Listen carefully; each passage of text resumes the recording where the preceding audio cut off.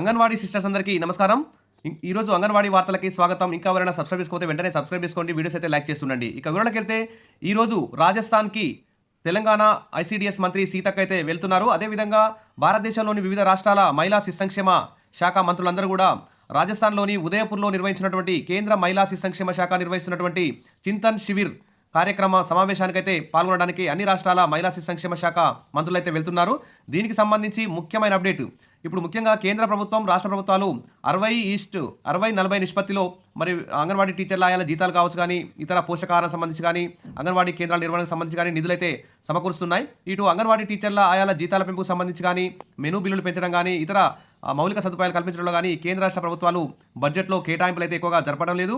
అంగన్వాడీ టీచర్ల ఆయాల జీతాలు కూడా చాలా తక్కువ ఉన్నాయి. శ్రమ దోపిడీ చేస్తూ ప్రభుత్వం అయితే అంగన్వాడీ కేంద్రాలని అంగన్వాడీ పథకాలన్నింటినీ కూడా ఈజీగా సక్సెస్ చేసుకుంటుంది. అంగన్వాడీ టీచర్లు ఆయాలైతే చాలా ఒత్తిడికి గురవుతున్నారు.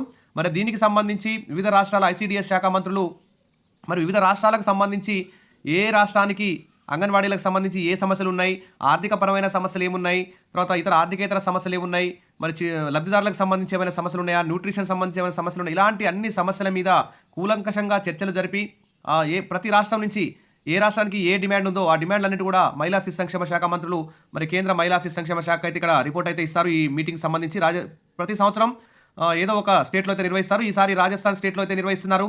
ఇక్కడ చూస్తే ఈ చింతన్ శివిర్ సమావేశంలో అన్ని రాష్ట్రాల మహిళా శిశు సంక్షేమ శాఖల మంత్రులు పాల్గొన్న విషయం తెలిసిందే. దీనికి సంబంధించి మరి ఏం డిస్కస్ చేస్తారంటే మిషన్ వాత్సల్య, మిషన్ శక్తి, అంగన్వాడీ పోషన్ 2.0 పై చర్చిస్తారు. ఈ కార్యక్రమానికి తెలంగాణ ప్రభుత్వం తరపున మంత్రి సీతక్క అయితే హాజరు కాబోతున్నారు. శుక్రవారం రాత్రి ఉదయపూర్కి బయలుదేరి శనివారం తెల్లవారుజామున మంత్రి ఉదయపూర్ చేరుకోనున్నారు. శనివారం చింతన్ శిబిర్లో సీతక్క ప్రసంగించనున్నారు. తెలంగాణలో మహిళా శిశు సంక్షేమం కోసం ప్రత్యేకంగా అమలవుతున్న పథకాలు, మరి కేంద్రం నుంచి ఆశిస్తున్న సహకారం, మరి అంగన్వాడీ టీచర్ల ఆయాల జీతాల పెంపుకు సంబంధించి కానీ మినీ అంగన్వాడీలు మెయిన్గా మార్చడం కానీ ఖాళీ అంగన్వాడీ టీచర్ ఆయా పోస్టులు, సూపర్వైజర్ పోస్టులు భర్తీ చేయడం వంటి అంశాలు కానీ ఇతర న్యూట్రిషన్ సంబంధించి కానీ ఇతర అంగన్వాడీ అద్దె భవనాలను సొంత భవనాలకు మార్చడం విషయంలో కానీ ప్రీ స్కూల్ విషయంలో కానీ నూతన జాతీయ విద్యా విధానం గురించి ప్రతి అంశం గురించి కూడా అన్ని రాష్ట్రాల అంగన్వాడీ ఐసీడీఎస్ మంత్రులు అయితే మాట్లాడే అవకాశం ఉంది. మరి కేంద్ర ప్రభుత్వం ఖచ్చితంగా మరి నిధులని బడ్జెట్లో కేటాయించాలి. మార్చిలో ప్రవేశపెట్టబోయే కేంద్ర బడ్జెట్లో మరి రాష్ట్ర ప్రభుత్వాలు ప్రవేశపెట్టే బడ్జెట్లో కూడా మరి అంగన్వాడీ వ్యవస్థకి భారీ ఎత్తున నిధులు కేటాయించే విధంగా ఇక్కడ మంత్రులు అందరూ కూడా మాట్లాడి రిపోర్ట్ అయితే ఇస్తే మంచిగుంటుంది. ఇక్కడ చూస్తే మహిళా మరియు శిశుభివృద్ధి మంత్రిత్వ శాఖ ఆధ్వర్యంలో రాజస్థాన్ ఉదయపూర్లో నిర్వహిస్తున్న చింతన్ శివిర్ రేపు ఉదయపూర్లో ప్రారంభమవుతుంది.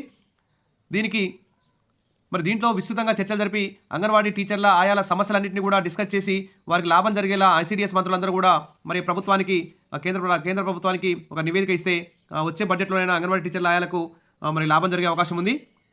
ఇక జనవరి 2025న విలేకరుల సమావేశం అయితే ఈ చింతన్ శిబిరు కార్యక్రమం జనవరి 12వ తేదీ 2025 అంటే 12వ తేదీ వరకు నడుస్తుంది. ఇక్కడ కేంద్ర మంత్రులు, కీలక ఆర్థిక శాఖ అధికారులు అందరూ కూడా మంత్రిత్వ శాఖ అధికారులు అందరూ కూడా పాల్గొని ఈ కార్యక్రమంలో పాల్గొంటారు. కాబట్టి ఖచ్చితంగా ఏ రాష్ట్రానికి సంబంధించి ఏ సమస్యలు ఉన్నాయో ఆ మంత్రులు అయితే ఖచ్చితంగా తెలియజేస్తారు. మరి దాన్ని కేంద్ర ప్రభుత్వం పరిగణలోకి తీసుకొని మరి ఎలాంటి సహకారం చేస్తుందో, బడ్జెట్లో ఎలాంటి కేటాయింపులు చేస్తుందో చూద్దాం.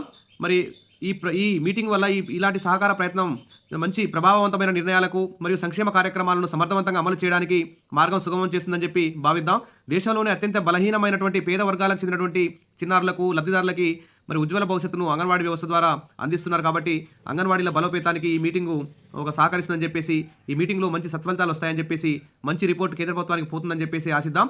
విషయాల బెస్ట్. మరిన్ని అప్డేట్స్ కోసం మన ఛానల్ని ఫాలో అవుతుండండి. ఇలాంటి అవగాహన కోసం మన ఛానల్ పనిచేస్తుంది. అంగన్వాడీ యూనియన్లకు కానీ అంగన్వాడీ టీచర్ల ఆయాలు కానీ మీ సమస్యల అవగాహన కోసం మన ఛానల్ పనిచేస్తుంది. ఫేక్ వీడియోస్ అసలే రావు. కాబట్టి ఖచ్చితంగా సబ్స్క్రైబ్ చేసుకొని లైక్ చేయండి. Thank you.